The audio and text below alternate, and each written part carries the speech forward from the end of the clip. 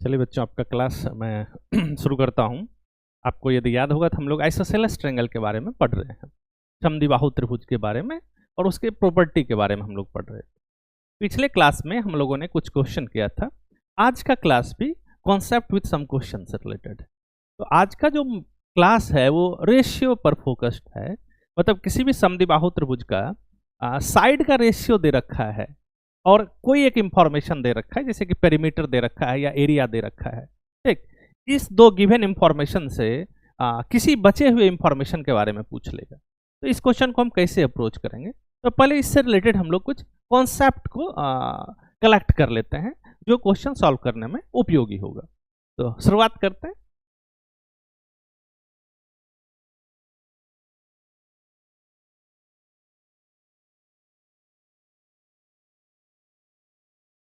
Ratio से संबंधित question. तो ये क्वेश्चन रेशियो से संबंधित कैसा हो सकता है और क्या पूछेगा। जैसे देखो, कोई एक ट्रायंगल है, ठीक, यदि इसके इच साइड को के टाइम कर दिया जाए, कितना टाइम, के टाइम कर दिया जाए, और पूछे कि पेरीमीटर कितना टाइम हो जाए, ठीक, तो आप क्या बताओगे। या एरिया कितना टाइम हो जाए तो क्या बताओगे, या एल्टीट्यूड कितना टाइम हो जाए तो क्या बताओगे। हमारा जो मेन फोकस है किसी भी ट्रायंगल के लिए नहीं है, अभी जो हमारा मेन फोकस है वो आइसोसेलेस ट्रायंगल के लिए। दिक्कत नहीं। इस क्वेश्चन को दो तरह से पढ़ा जाता है, एक जो मैं अभी बता रहा हूं, इसमें मेंसुरेशन का हम यूज करेंगे, और दूसरा इसको सिमिलर ट्रायंगल से पढ़ा जाता है। ठीक, तो सिमिलर ट्रायंगल से पढ़ना इसको ज्यादा इफेक्टिव होता है। तो जब मैं सिमिलरिटी पढ़ाऊंगा, समरूपता के बारे में जब मैं आपको बताऊंगा, तो मैं इस क्वेश्चन को फिर से एक्सप्लेन करूंगा।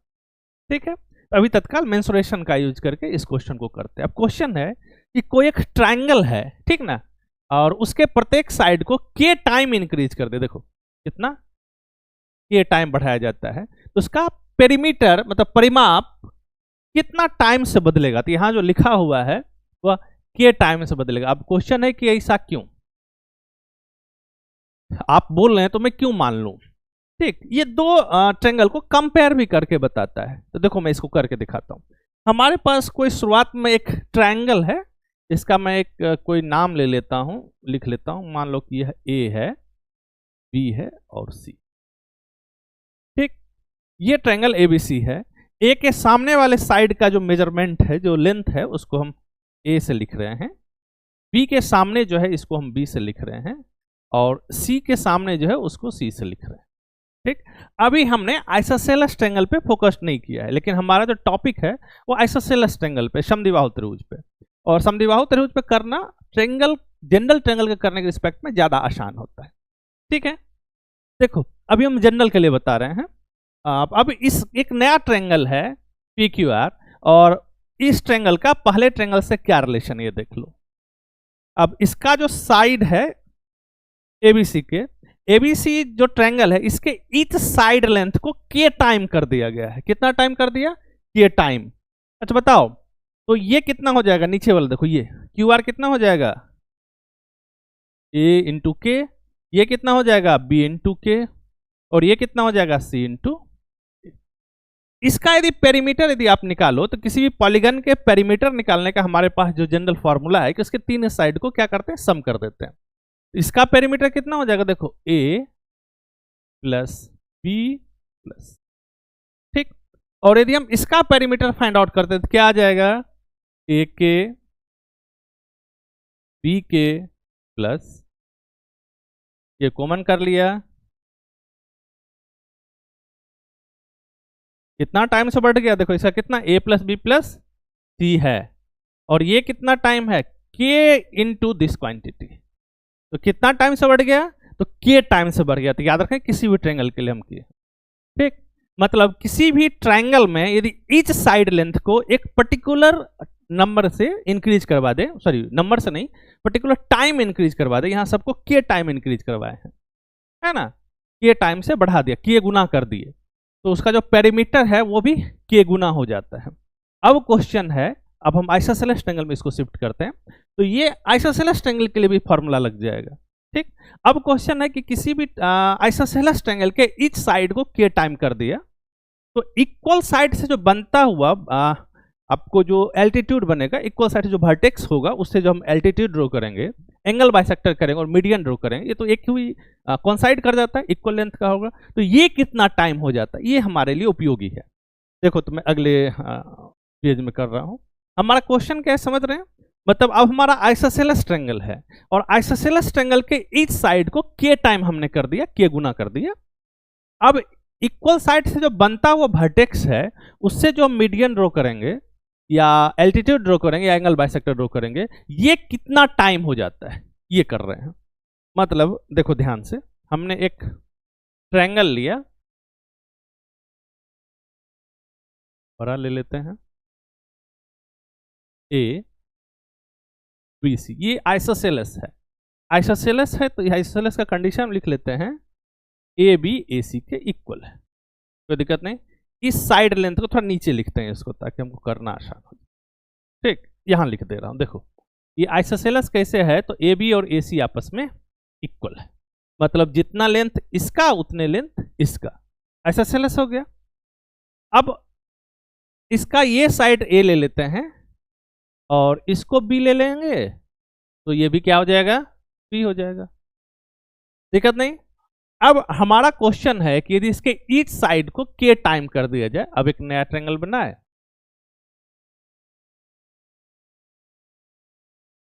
P Q R.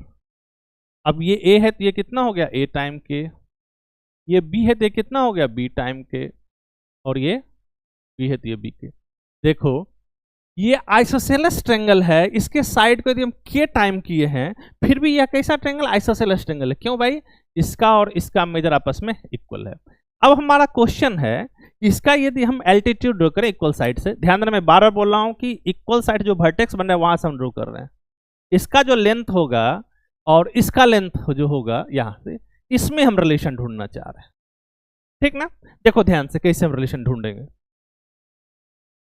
ये 90 डिग्री है, हमने एल्टीट्यूड ड्रॉ किया और इक्वल साइड से जो वर्टेक्स बनता है उससे यदि हम एल्टीट्यूड ड्रॉ करते हैं तो मीडियन का भी काम करता है और एंगल बाइसेक्टर का भी काम करता है। तो मीडियन हो गया तो ये हाफ ऑफ ए हो गया और ये हाफ ऑफ ए। हमने पाइथागोरस थ्योरम का यूज करके ये निकाल लिया एडी।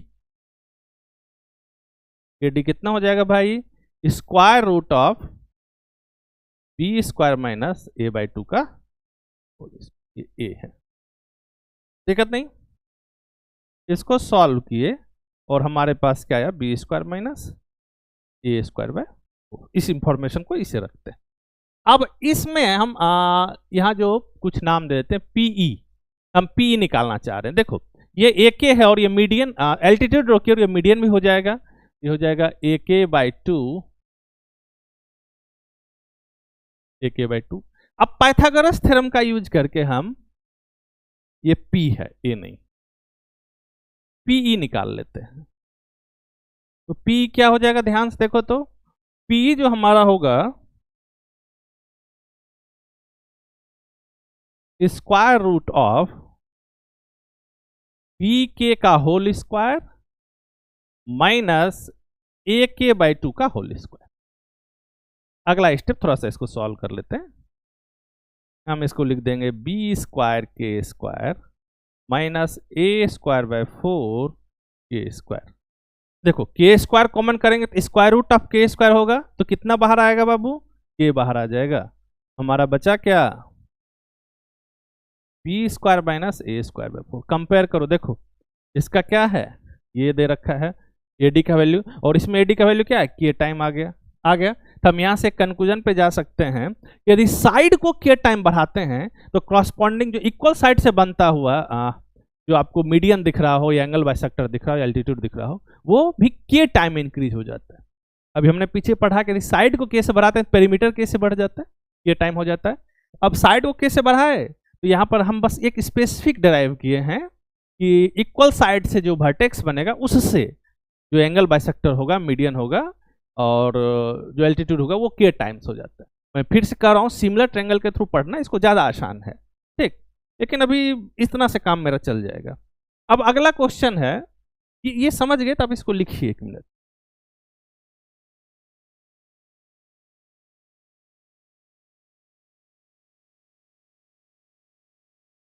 मैं अब अगला क्वेश्चन पर चलता हूं। यदि इच साइड को के टाइम इंक्रीज कर लिया जाए तो उसका एरिया कितना टाइम्स इंक्रीज हो जाएगा। फिर से यदि इस साइड को के टाइम इंक्रीज कर लिया जाए तो उसका एरिया कितना टाइम इंक्रीज होगा। चलो अब दूसरा को मैं इसको अलग पेज में बता रहा हूं। मतलब समझ लो कि हमारे पास एक ट्रायंगल है, ठीक ना, ए बी सी, आइसोसेलेस है, आइसोसेलेस पर मेरा काम है। ये ए है और ए बी और ए सी आपस में इक्वल है, तो इसका मेजर बी ले लिया और इसका मेजर बी ले लिया, कोई दिक्कत नहीं। और मान लो कि इसका हाइट जो है ये h है, ये h ले लिए हाइट, तो इसका एरिया कितना हो जाएगा बाबू, डेल्टा सिंबल ले रहे हैं एरिया के लिए, हाफ इंटू h इंटू ए, बेस इंटू करस्पॉन्डिंग हाइट, ये हमने एरिया का फॉर्मूला यहां लिखा। अब अगला एक ट्रायंगल है जिसके साइड को के टाइम कर दिया, इसका पी क्यू आर नाम लेते हैं, ठीक ना। अब ये हो गया ए के, ये हो गया बी के, और ये हो गया ये भी बी के, क्योंकि आइसोसेलेस है, ठीक। अब यहां से हमने एल्टीट्यूड ड्रॉ किया। अब देखो इसका हाइट h है, तो इसका हाइट, इसका नाम ई दे देते हैं, इसका हाइट कितना हो जाएगा। अभी तो हम पीछे पढ़े हैं कि एल्टीट्यूड कितना टाइम हो जाता है, जितना से साइड को बढ़ाते हैं, मतलब ये कितना टाइम हो गया, के टाइम हो जाएगा, इससे इसका के टाइम वो है, तो इसका जो एल्टीट्यूड होगा कितना टाइम हो जाएगा बाबू, के टाइम के इंटू एच। अब एरिया निकालो इसका, तो हाफ इंटू ए के इंटू के एच, या एच के जो लिखो, इसको तो हाफ ए इंटू एच को 7 कर लिया और के इंटू के स्क्वायर कर लिया इधर। अब यदि ध्यान से देखो इस चीज को, तो इस ट्रायंगल का एरिया ये है और इसका एरिया दिस मल्टीप्लाई बाय के स्क्वायर, कितना टाइम हो गया, के स्क्वायर टाइम हो गया। तो इस साइड को यदि के से बढ़ाते हैं तो एरिया कितना टाइम से इंक्रीज हो जाता है, के स्क्वायर टाइम से, ठीक है। देखो इस स्टेटमेंट को देखो क्या लिखे हुए हैं, यदि प्रत्येक भुजा को के गुना बढ़ाया जाता है तो क्षेत्रफल भी देखो स्क्वायर ऑफ के इतना हो जाता है, ठीक। इसको कहीं लिख लीजिए। अब हमने जो पढ़ा उसको कंक्लूड करते हैं और हम अपने उपयोग में इसको कैसे लाएंगे इस पर काम करते हैं। देखो मैं अगला पेज में इसको कर रहा हूं। हमारा अब क्वेश्चन है कि कोई एक ट्रायंगल है, ठीक ना, ए बी सी, और एक ट्रायंगल है पी क्यू आर,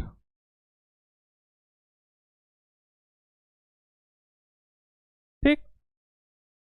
अब इस ट्रायंगल का साइड ये ए है, हम आइसोसेलेस पर ही फोकस्ड होते हैं, ये बी है और ये भी बी हो गया, ठीक।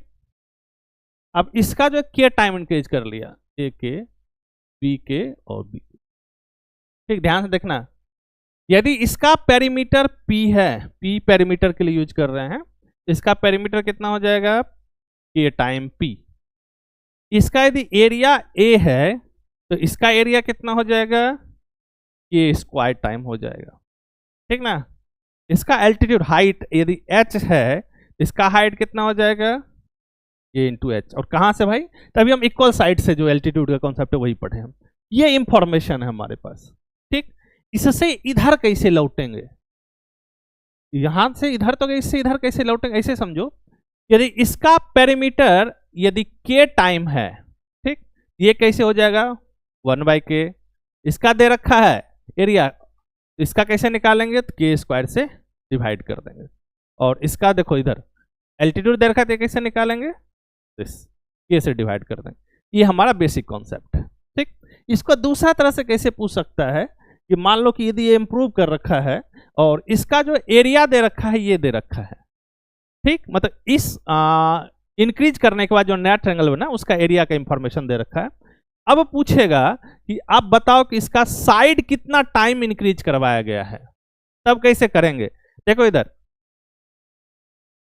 से देखना है, यदि इसका साइड कितना था, ए बी सी था, इसका एरिया कितना आया, ए आया, और इसका एक के बी के सी, इसका कितना है, के टाइम्स आया, के स्क्वायर टाइम्स आया, इसके साइड को कितना से इंक्रीज करवा गया है, तो जितना से इस दोनों का रेशियो आया, मतलब मान लो कि ये ए के स्क्वायर बाय एक, ये एरिया डिवाइड कर लिया, कितना है, के स्क्वायर आया, इसको कितना टाइम से किया गया होगा, स्क्वायर रूट ऑफ के स्क्वायर, ये ध्यान रखना है,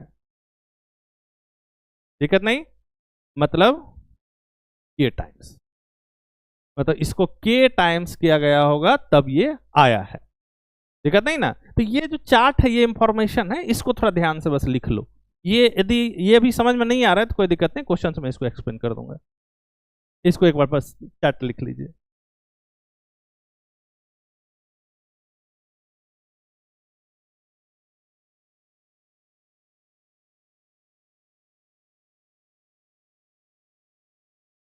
चलिए अब क्वेश्चन कुछ करते हैं, उससे थोड़ा समझेंगे क्वेश्चन क्या क्या आ सकता है और ऑल पॉसिबिलिटी को हम लोग एक्सप्लेन करेंगे। देखो ध्यान से, अगला टॉपिक पर चलते हैं, क्वेश्चन से शुरुआत करेंगे। अब कहता है कि the perimeter of an isosceles triangle is 50 centimetre. यहाँ पेरीमीटर दे रखा है, ठीक, and ratio of equal and unequal side 3:4 है। Then find the altitude of triangle. एक समद्विबाहु त्रिभुज का परिमाप दे रखा है 50 सेंटीमीटर और समान और असमान भुजा के बारे में दे रखा है, तो ऊंचाई ज्ञात करें। इसको हम लोग जो अभी पढ़े हैं उससे कैसे लिंक करेंगे, ठीक। देखो मैं एक थोड़ा सा तो रेशियो में क्वेश्चन दे रखा है तो हम कैसे करेंगे। मान लो कि कोई एक ट्रायंगल है ABC, ठीक, इसके साइड का रेशियो A:B:C दे रखा है। ऑर्डर कैसा है भाई, मान लो कि BC is to AC is to AB, ये है, ये दे रखा है। यदि आप इस ट्रायंगल के साइड को प्रॉपर यदि लिखना चाहें तो बताओ इसका साइड क्या हो जाएगा बाबू, ये हो जाएगा A के, B के और C के, ठीक। यदि हम इससे इस इंफॉर्मेशन से यदि ट्रायंगल बनता हुआ बनाए तो ये क्या हो जाएगा ABC। अब इससे यदि इसको कंपेयर करो तो हम इसको ऐसे नहीं कह सकते कि ये जो ट्रायंगल बना है इस ट्रायंगल के इच साइड को एक कांस्टेंट K से मल्टीप्लाई करने के बाद बना है, कोई दिक्कत नहीं। तो हमारा जो ये क्वेश्चन रेशियो वाला है हमारे इस कॉन्सेप्ट पर रिजॉल्व हो जाता है कि K टाइम्स इंक्रीज करवा दिए, K टाइम कर दिए। यदि हम K को फाइंड आउट कर लें तो मेरा सारा इंफॉर्मेशन आसानी से हो जाएगा। तो इस क्वेश्चन को मैं एक्सप्लेन करता हूं इस इंफॉर्मेशन को ध्यान में रखते हुए। जो कहता है perimeter of an isosceles triangle 50 दे रखा है और रेशियो जो है वो दे रखा है इतना। फाइंड द एल्टीट्यूड, मैं इसको फिगर से एक्सप्लेन करता हूं। देखो हम क्या करते हैं, हम एक ट्रायंगल बनाते हैं, ठीक, जिस ट्रायंगल का ये आइसोसेलेस है उसका साइड का रेशियो 3:4, मतलब देखो रेशियो ऑफ इक्वल साइड और अनइक्वल साइड ये दे रखा है। मतलब इक्वल साइड इसमें ABC में हम AB और AC को इक्वल ले लेते हैं तो इसका रेशियो कितना आ जाएगा 3:4 है, मतलब 3K और 4K। हम ऐसा करते हैं कि 3 और 4 से बनता हुआ ट्रायंगल बना लेते हैं, मतलब इस पेरेंटल ट्रायंगल बनाए, ये 3 और ये 4, ठीक। ये इस ट्रायंगल का इंफॉर्मेशन नहीं लिखे हैं, ये इस रेशियो से जो ट्रायंगल बनेगा सिंपलेस्ट रेशियो से उससे बनाए। अब ये ट्रायंगल जो क्वेश्चन में जिस ट्रायंगल के बारे में दे रखा है वो ट्रायंगल कैसा होगा, तो ये ट्रायंगल इस ट्रायंगल के साइड को कांस्टेंट से मल्टीप्लाई करके लाएंगे। जैसे यदि आपको रेशियो ओपन करने के लिए आता हो तो मैं यहां समझाता हूं कि यदि इस ट्रायंगल के साइड के बारे में यदि आपको लिखने के लिए कोई बोले तो आप लिखिएगा 3K और 4K, कोई दिक्कत नहीं। तो हम 3, 3, 4 से एक ट्रायंगल बना लिया और जो ये ट्रायंगल क्वेश्चन में कह रहा है वो कैसा दिखेगा तो उसका नाम PQR दे देते हैं। वो हमारा ट्रायंगल होगा 3K, 4K। अब जो हमारा क्वेश्चन है देखो ये कैसे रिजॉल्व हो गया कि हम जो क्वेश्चन कर रहे हैं एक ऐसा ट्रायंगल है जिसका साइड 3, 3, 4 है, उसको K से मल्टीप्लाई करने के बाद एक ट्रायंगल बन रहा है। हमारे क्वेश्चन में जो ट्रायंगल है वो ये ट्रायंगल है, ठीक। हम इस बेसिक रेशियो से 3, 4 से जो ट्रायंगल है वो बन लिया। अब कह रहा है कि बताओ, अभी तो हम पढ़े हैं कि यदि इसको K टाइम इंक्रीज करवाते हैं तो पेरीमीटर भी कितना टाइम इंक्रीज हो जाएगा, K टाइम इंक्रीज हो जाएगा। एरिया कितना, तो K² टाइम से इंक्रीज हो जाएगा। एल्टीट्यूड कितना टाइम से, तो K टाइम से। अब बस हम ये निकाल लेते हैं कि पेरीमीटर कितना टाइम से इंक्रीज हुआ तो मेरा काम हो जाए। इसका पेरीमीटर कितना हो सकता है, ध्यान से देखो, इसका पेरीमीटर 3 + 3 6 + 4 कितना है 10 है, और इसका पेरीमीटर कितना दे रखा है 50। तो ध्यान से देखो कितना टाइम इंक्रीज हुआ, मतलब 10 में कितना से मल्टीप्लाई करेंगे ताकि 50 आएगा, तो आपका आंसर होगा कि 5 टाइम इंक्रीज हुआ। कितना टाइम, 5 टाइम्स, ठीक है नहीं ना, मतलब ये 5 गुना हो गया। अब बताओ, अब इसका इच साइड कितना से बढ़ा होगा, 5 से बढ़ा होगा, और एल्टीट्यूड भी कितना से बढ़ा होगा, 5 टाइम हुआ होगा। मैं एल्टीट्यूड का रेशियो करवाया हूं अभी तुरंत। अब बोले कि बताओ इसका एल्टीट्यूड कैसे निकलेगा, तो इसका एल्टीट्यूड निकालेंगे, उस पर 5 से मल्टीप्लाई कर दो। एक ये तरीका हुआ। दूसरा तरीका के का वैल्यू यहाँ 5 पुट कर दो, यहीं से एल्टीट्यूड निकाल दो। तो बस हम यहाँ से बता दे, दोनों से बता दे रहा हूँ। देखो ये पूरा 4 है, ये हाफ कितना हो जाएगा 2 हो जाएगा। यहाँ से एल्टीट्यूड यदि एडी निकालना चाहते हैं तो एडी कितना आ जाएगा, स्क्वायर रूट ऑफ 3 का इसको तो 9 माइनस 4 मतलब स्क्वायर रूट ऑफ 5। यहाँ पर एल्टीट्यूड कितना दिख रहा है, ये दिख रहा है स्क्वायर रूट ऑफ 5। अब इस ट्रायंगल का जिसको हमको निकालना है, इसका एल्टीट्यूड कितना होगा, इसका 5 टाइम हो जाएगा, मतलब इसका जो एल्टीट्यूड होगा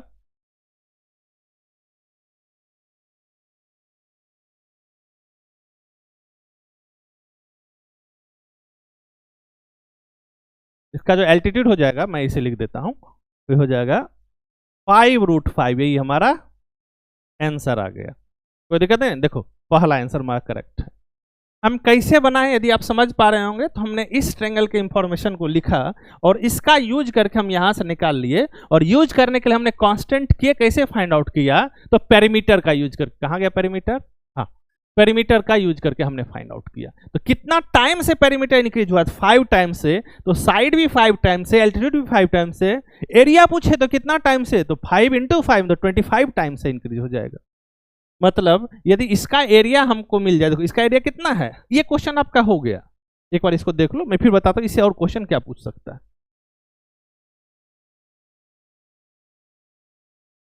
ये आप समझ गए। अब मैं थोड़ा सा इसमें बीच वाला इरेज करता हूं। अब इसमें पूछ ले कि भाई यही थोड़ी पूछेगा, बताओ कि अब एल्टीट्यूड क्या होगा, ऊंचाई कैसे मेजर करेंगे। हो सकता है कि पूछो कि भाई इस साइड का मेजर क्या होगा, तो हमने कांस्टेंट के फाइंड आउट कर लिया, इसमें पुट कर दो 3 × 5 कितना, मतलब 15 और 20। ये हमारा जो ये ट्रायंगल है जिसके बारे में इंफॉर्मेशन दे रखा है, उसका ये साइड का मेजरमेंट होगा। दूसरा क्वेश्चन पूछ लेगा कि अब बताओ जो नया वाला ट्रायंगल, ये जो हमारा ट्रायंगल है क्वेश्चन में, इसका एरिया कितना हो जाएगा, एरिया फाइंड आउट करना है। इसका एरिया निकाल दो, एरिया कितना हो जाएगा बताओ, half into base into height या दिस मल्टीप्लाई बाय दिस। इसका कितना मेजर आ गया एरिया का, 2 × √5। कोई दिक्कत नहीं, इसमें इसको मल्टीप्लाई कर दिया। अब क्वेश्चन है कि इसका एरिया कैसे निकालोगे भाई, कि कितना टाइम से इसका साइड इंक्रीज हुआ, 5 टाइम से, पेरीमीटर ही 5 टाइम से, लेकिन एरिया कितना 5 के स्क्वायर, तो हमारा आंसर कितना हो जाएगा 25 × 2√5 मतलब 50√5। ये हमारा एरिया यदि पूछता तो ऐसा आंसर होता। कोई दिक्कत नहीं। हमने यहाँ पेरीमीटर का यूज करके हमने सारे इंफॉर्मेशन को नॉन इंफॉर्मेशन रिड्यूस किया। एक बार इसको देखिए, फिर मैं अगले क्वेश्चन पर चलता हूं। इसी से संबंधित क्वेश्चन होगा। देखो ये क्वेश्चन कहाँ का है, CGL 2022 प्री का है। चलो आगे बढ़ते हैं बच्चा। आप इस क्वेश्चन को सोचो, क्या करेगा, the ratio of the triangle, the ratio of side of a triangle दे रखा है 3:3:4, मतलब ये आइसोसेलेस है क्योंकि दो साइड का रेशियो इक्वल है। एरिया दे रखा है 32√5, find the length of equal side. देखो क्वेश्चन बदल दिया ना, जैसे यहां पर क्या पूछ रहा था, यहां पूछ रहा था कि एल्टीट्यूड बताओ, है ना। अब यहाँ क्या पूछ रहा है, इक्वल साइड के बारे में बताइए। और हमारे पास इंफॉर्मेशन क्या दे रखा है, वहां पे पेरीमीटर दे रखा था, यहाँ एरिया दे रखा है। आपको याद होगा एरिया कैसे चेंज करता है, के स्क्वायर टाइम से चेंज करता है, स्क्वायर ऑफ के टाइम से। तो बस देखो इस बेसिक इंफॉर्मेशन से हम एक ट्रायंगल बनाते हैं, और जो क्वेश्चन से जिसके बारे में पूछ रहा है मैं इधर ट्रायंगल बनाऊंगा। देखो ये एक ट्रायंगल बना लिया, बेसिक इंफॉर्मेशन, इसका कुछ नाम दे देते हैं ABC। इसका साइड कितना है 3, 3 और 4। जिस ट्रायंगल का इंफॉर्मेशन ढूंढ रहा है उसके बारे में लिखते हैं।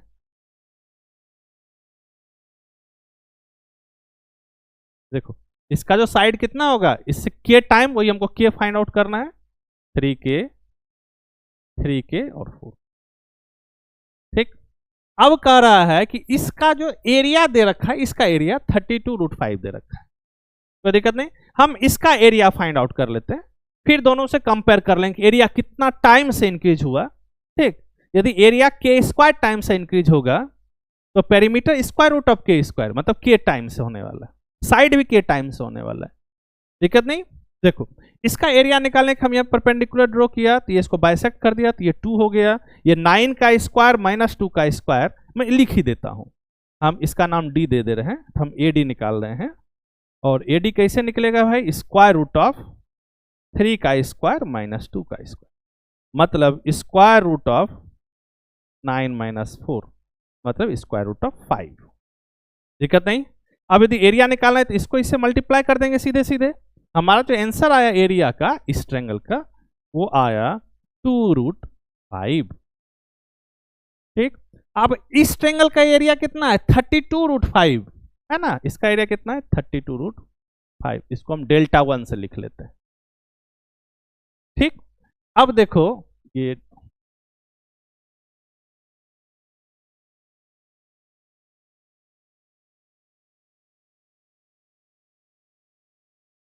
और इसका जो एरिया है डेल्टा 1, ये है 32√5। अब इसमें कितना टाइम से कितना मल्टीप्लाई किए होंगे ताकि ये बना होगा? यदि आप समझ रहे होंगे, देखो इसमें यदि 16 से मल्टीप्लाई कर लेंगे तो ये आ जाएगा, और नहीं समझ में आ रहा दोनों को डिवाइड कर लो। ठीक। डेल्टा 1 बाई डेल्टा, ये कितना आ जाएगा? 16 आ जाएगा ना। और वैसे सीधे भी समझ में आ रहा है, मतलब इसमें 16 से मल्टीप्लाई करने पर ये आ रहा होगा। मतलब साइड यदि के से इंक्रीज करते तो एरिया के स्क्वायर टाइम से इंक्रीज करता है। ये क्या आया? ये के स्क्वायर आया है ना। हम पढ़े इसका एरिया डेल्टा है, तो डेल्टा 1 क्या आ जाएगा? डेल्टा 1 इक्वल टू के स्क्वायर टाइम दिस। हमारे पास के स्क्वायर मिल गया। देखो इसको इधर करो, के स्क्वायर का वैल्यू कितना आ गया? 16। तो के का वैल्यू हमारे पास कितना आ गया? 4। तो कितना टाइम से इस साइड को इंक्रीज करवाए होंगे? 4 टाइम से। तो ये भी हो जाएगा 3 इंटू 4, 3 इंटू 4, और ये कोई दिक्कत नहीं। ये कितना आ जाएगा? 12 और 16। कोई दिक्कत नहीं। हमारा क्वेश्चन क्या पूछ रहा है? Equal side. इक्वल साइड का लेंथ कितना है भाई? 12। ये हमारा आंसर हुआ। कोई दिक्कत नहीं। यदि पूछता कि पेरीमीटर क्या होगा, तो इसका पेरीमीटर निकाल के क्या करते? 4 से मल्टीप्लाई करते। इसका पेरीमीटर कितना? देखो 3 3 6 4 10, और जो ही 4 से हम मल्टीप्लाई करेंगे कितना आ जाएगा? 40। यदि एल्टीट्यूड के बारे में पूछता तो इसका एल्टीट्यूड कितना आया है? √5। तो इसका कितना हो जाएगा? 4√5। ठीक। इस गिवन इंफॉर्मेशन से हम कई इंफॉर्मेशन और कलेक्ट कर सकते हैं। यहाँ पर हमने क्या कॉन्सेप्ट यूज किया? हमने यहाँ कॉन्सेप्ट यूज किया कि साइड को के से इंक्रीज करते तो एरिया के स्क्वायर टाइम से इंक्रीज हो जाता है। मतलब ये जो दिया था, ये जो दे रखा है, ये दे रखा है। देखो मैं इधर दिखा,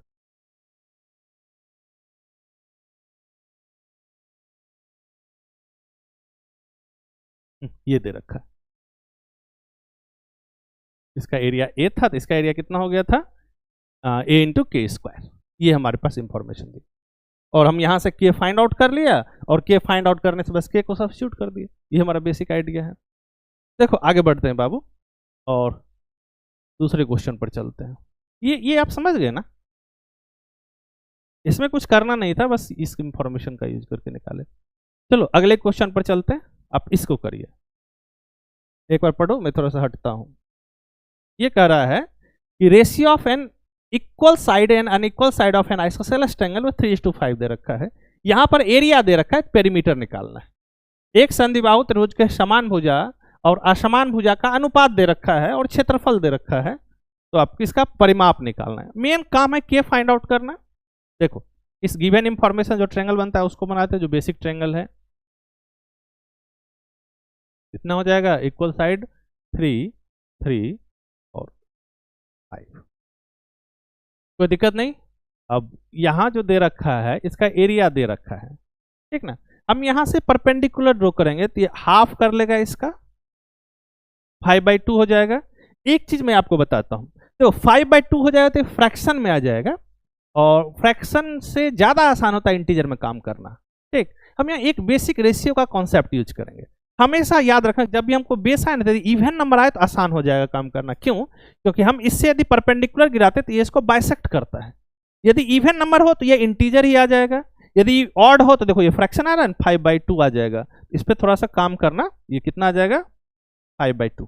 तो थोड़ा सा काम करना, मुश्किल होगा, बहुत मुश्किल नहीं होगा, थोड़ा सा बस। हम क्या करते हैं, यहाँ पे एक रेशियो का बेसिक कॉन्सेप्ट यूज करते हैं, और इस रेशियो को हम ट्रांसफॉर्म कर लेते हैं। कैसे ट्रांसफॉर्म करते हैं मैं ये आपको बताता हूं। देखो आप यदि रेशियो पढ़े होंगे तो आपको याद आ रहा होगा कि यदि A:B हमारे पास रेशियो है, तो this is same as A K is to B K। मतलब एक पर्टिकुलर कांस्टेंट यदि मल्टीप्लाई कर रहे हैं, पर्टिकुलर कोई भी कांस्टेंट यदि हम मल्टीप्लाई करते हैं तो रेशियो का मीनिंग नहीं बदलता है, सेम मीनिंग में रेशियो होता है।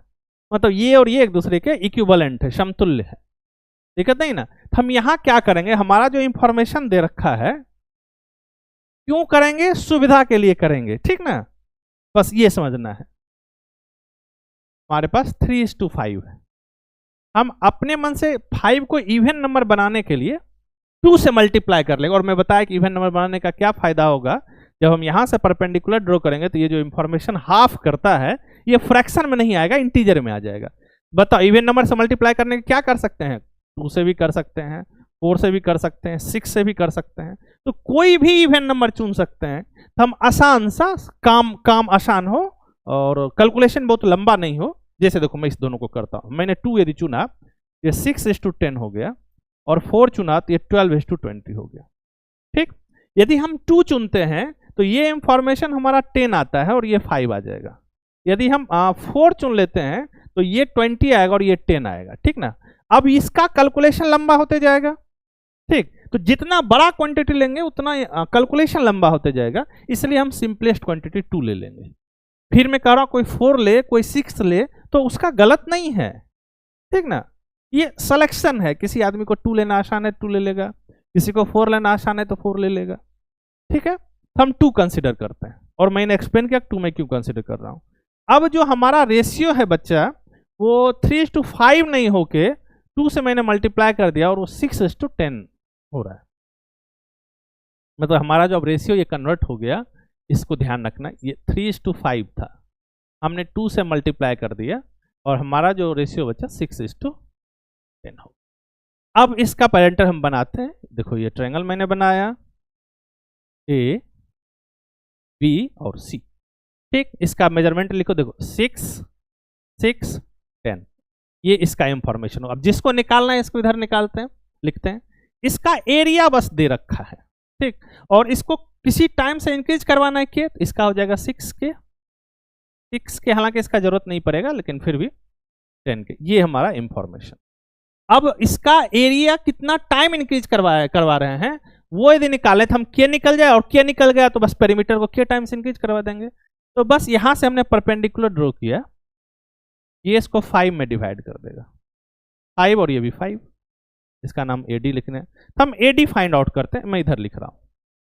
AD कितना हो जाएगा बाबू, square root of AC square और माइनस DC का स्क्वायर, तो 6 का स्क्वायर माइनस 5 का स्क्वायर, तो 6 का स्क्वायर माइनस 5 का स्क्वायर, तो 6 का स्क्वायर कितना आ जाएगा 36 और 5 का स्क्वायर 25, ये कितना आ गया √11। तो इसका जो हमारा मेजर आया, ये मेजर आ रहा है √11।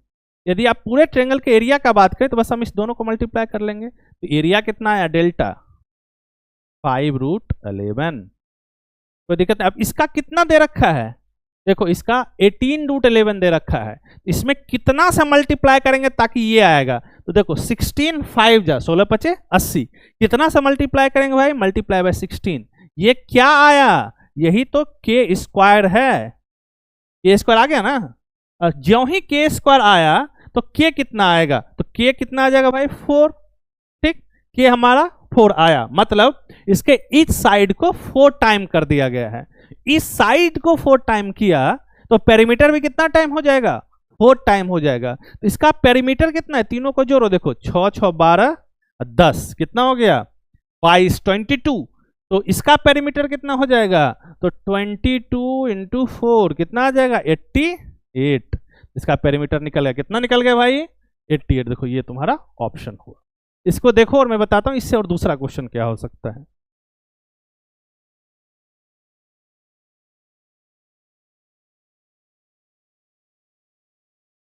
अब यदि पूछे कि बताओ इसका एल्टीट्यूड कितना टाइम हो गया होगा, ये √11 है, कितना टाइम 4 टाइम, मतलब इसका आंसर कितना है 4√11। पूछ ले कि इच साइड कितना टाइम हो गया, तो सबको 4 से मल्टीप्लाई कर दो, दिक्कत नहीं ना, सबको हम कितना से मल्टीप्लाई कर देंगे 4 से, हमारा आंसर आ जाएगा 24 24 40। तो ये हमारा गिवन इंफॉर्मेशन से हम कैसे इंफॉर्मेशन कलेक्ट करते हैं ये हमने आपको बताया। हम अगले क्लास में मिलते हैं। अभी आइसोसेलेस ट्रायंगल करीब 3 या 4 क्लास और चलेगा। ठीक, इससे रिलेटेड अभी कुछ कुछ क्वेश्चन मैं कलेक्ट करूंगा। अभी तो ये मैं बस एक ही कॉन्सेप्ट बताया और उससे रिलेटेड हम क्वेश्चन पे आ गए। जो ज्योमेट्रिकल कॉन्सेप्ट है आइसोसेलेस ट्रायंगल का वो भी बचा हुआ है और उससे क्वेश्चन भी बचा हुआ है, तो 4-5 भी क्लास जा सकता है। तो आपका काम है कि आप इसको कलेक्ट कीजिए धीरे धीरे। छोटा छोटा क्लास है, 30-30 मिनट का, बहुत तो मुश्किल क्लास भी नहीं है। और इसको लिखो और खुद से क्वेश्चन करने का मैं फिर से कहता हूँ कि आप जिस एग्जाम को कर रहे हैं उसका क्वेश्चन बैंक खरीदो और प्रैक्टिस करो। मैं यहाँ भी करवाऊंगा, आप घर में भी करोगे। जब दोनों तरफ से काम होगा तो फिर काम आपके लिए आसान हो जाएगा। थैंक यू, मिलते हैं अगले क्लास।